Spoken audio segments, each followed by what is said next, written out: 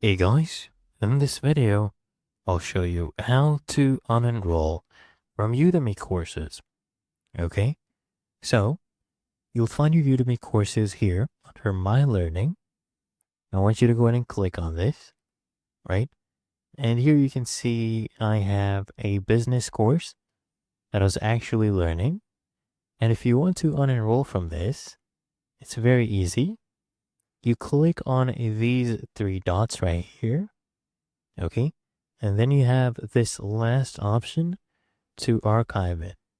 So this will remove you from the course and it will be in the archive. Your progress will be saved. And if you ever want to rejoin this course, okay, there you go. It has been unenrolled. So if I come here under my courses, even if I refresh this page, that course is gone, right? But if I do want to join it back, your progress will be saved though. Otherwise, it is really that easy and simple.